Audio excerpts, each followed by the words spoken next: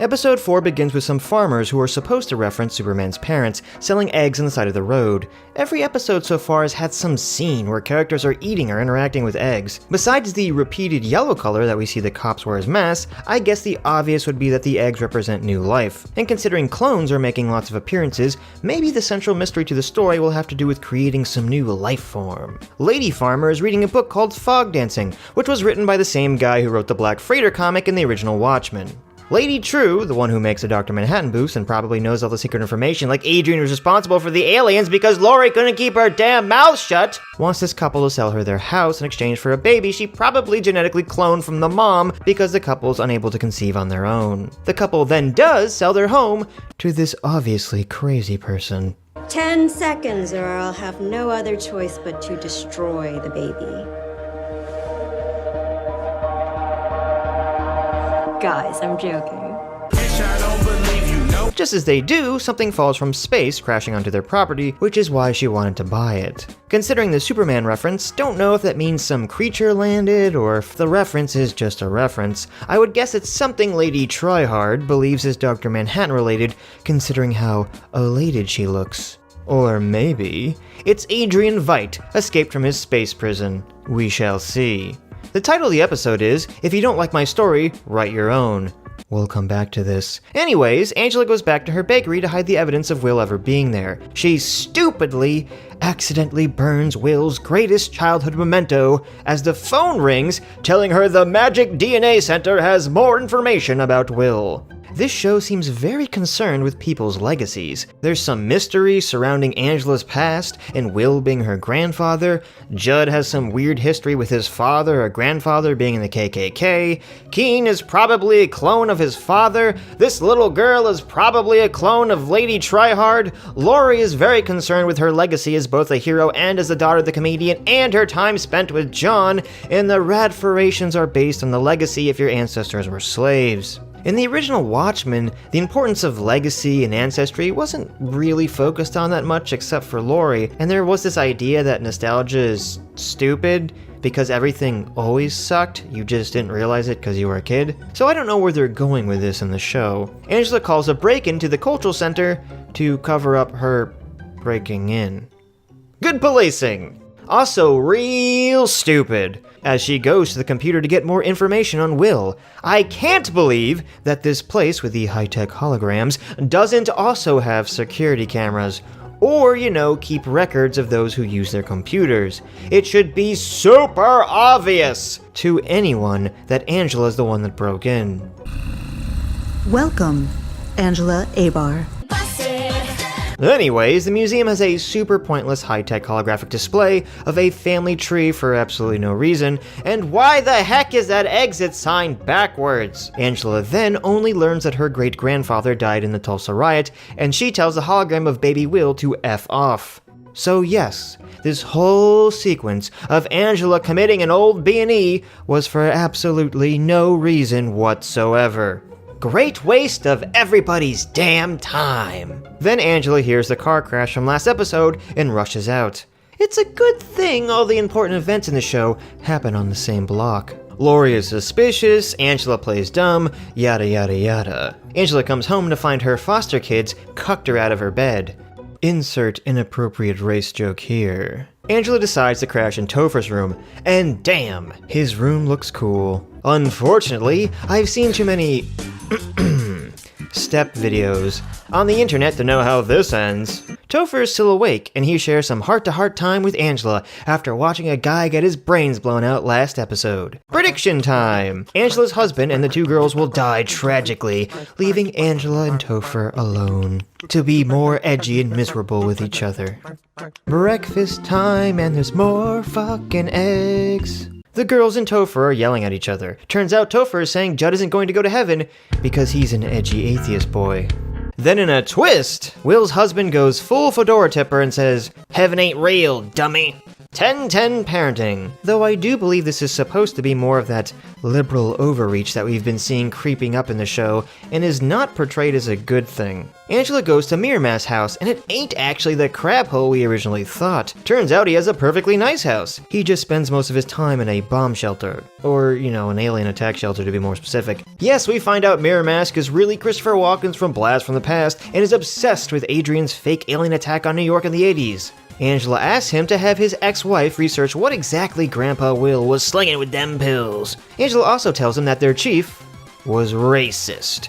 To which he responds, "Every white male in Oklahoma is racist. Hashtag cancel whiteness." Angela says no, for reals racist, and shows him Judd's KKK outfit. Mir says, "That shit is old," and is probably Judd's grandfather's and not his. Angela then suits up, and it bothers me that the show tries to make it cool instead of sort of mocking the hero's costume the way the comics did. She throws Will's wheelchair in a passing by garbage truck, which is driving to a power plant. Maybe they got some Back to the Future 2 Mr. Fusion power thing going on. Then she notices a creepy weirdo stalking her. My guess, judging by the build, that's Petey. So she chases the Gimp, but he lubes up and slips into a dark wet hole. Classic Gimp move. Angela's like, "Nani?" Sleazy Keen is at the police station, and after announcing Angela's secret identity to the whole office, he thanks her for saving him from the last episode's Durka Jihad. Red Scare has a commie flag on his desk, so I guess the USSR is still going strong in this world. This is unfortunate. He also says Lori is their new boss, which I'm pretty sure an FBI agent can't just become the temporary chief of police in a town. I don't know. Maybe he meant boss colloquially. Or maybe he's just used to Soviet-style corruption. Lori found old Will's prints in Angela's car. He took the last name Reeves, like the marshal from episode 1. Lori says he was a cop in New York City in the 40s, but he fell off the grid, and no one's heard from him since. Lori also doesn't know his connection with Angela yet. Petey then comes in and says they found another lead on who took Angela's car. During the road trip, Lori mocks the hell out of Angela. "Oh, what? Your parents died and you were orphaned? I guess that's why you play dress-up superhero."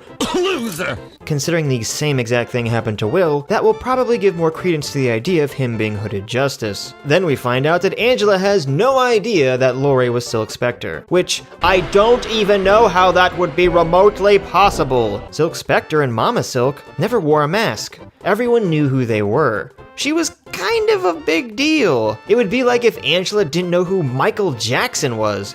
Only instead it was Lori who was the one who got her kid diddled. Then, for absolutely no reason other than to shoehorn in exposition, Petey tells Angela and the audience about how the comedian is her dad and he tried to forcibly know in the biblical sense Lori's mom. Awkward.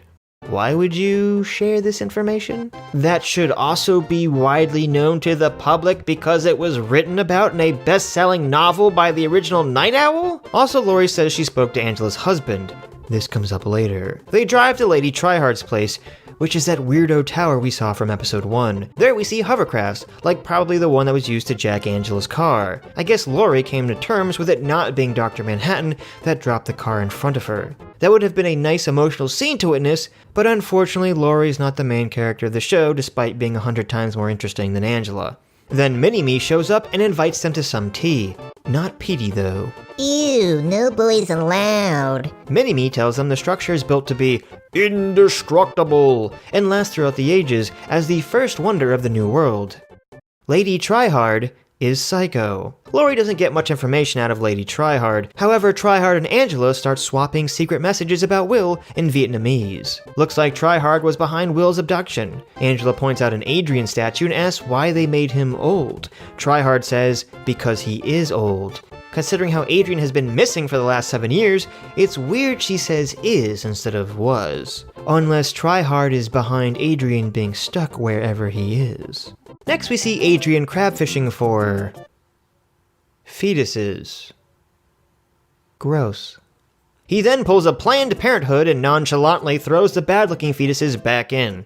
Then he pops a couple into a creepy chamber, and a few seconds later, full-grown clones pop out. Adrian then says he didn't create the clones and is only using them. Well, at least that question is finally answered. Then we find out that Adrian went full genocide route on the clones. I wouldn't mind this if they had Adrian kill them all coldly and calculatedly, as befitting his character, but they've been making him become more angry and unhinged and crazy in each episode, which I really don't like. I guess that play in the second episode really was just some weird, pointless play for his own amusement. After they load up the corpses and play one of those weird Newgrounds Catapult to Dead games, we see the bodies disappear when they reach a certain point in the clouds. So Adrian is in some kind of fake The Truman Show environment, and he's found a hole to escape from, like being born from a womb. We also find out that Adrian has been here for 4 years, meaning every episode is in fact a year skip for him. In the behind the scenes info, we learn that Adrian disappeared in 2012, so I assume he'll pop up at the end of either episode 7 or 8 in the present timeline.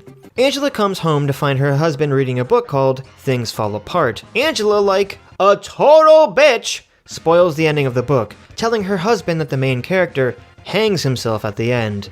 Now, the title of the episode comes from this book, so this seems to be another hint that Judd was somehow convinced into hanging himself.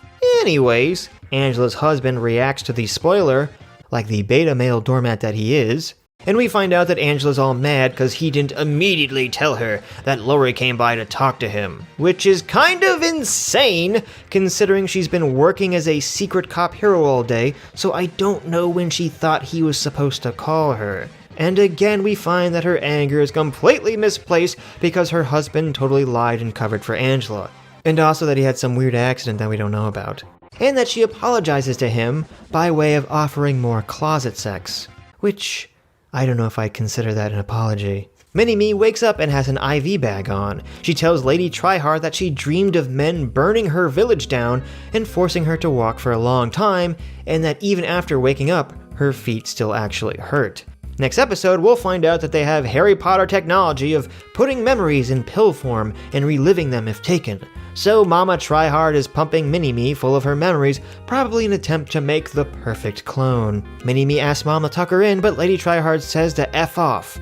And we see Will is there having a nice tea time. Lady Tryhard is worried that Will is going to back out of some deal he has with her because it will hurt Angela. Will stands up like a horrible ableist, showing he was faking the wheelchair for the parking space the whole time, and tells Tryhard he's in it to win it. And in 3 days, Angela will know what Will has done to her family, and Angela will hate him for it. Not sure if Will is talking about her family like Angela's mom and dad, or Angela's current family a la Beta Boy and the kiddos. The episode ends with Will awkwardly saying, "Tick-tock, tick-tock." I don't know if that means they're working with the Rorschach gang or not. If they are, that would further imply that all the racism stuff is a red herring or misdirection.